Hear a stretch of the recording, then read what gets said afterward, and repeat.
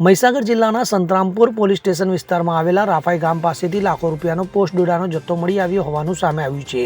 આ જથ્થો એક અકસ્માતગ્રસ્ત કારમાંથી ઝડપાયો હતો। તો ગત રાત્રિ દરમિયાન રફાઈ ગામ પાસે એક કાળા રંગની સ્કોર્પિયો કારને અકસ્માત નડ્યો હતો। તો મળી આવતી વિગતો અનુસાર રસ્તામાં નીલગાય આવી જતા કાર બોનેટના ભાગે અથડાવા પામી હતી। તો આ અકસ્માત બાદ પોલીસને જાણ કરવામાં આવતા પોલીસે તપાસ કરતા કારમાંથી શંકાસ્પદ પોસ્ટ ડોડાનો જથ્થો ભરેલો જોવા મળી આવ્યો હતો।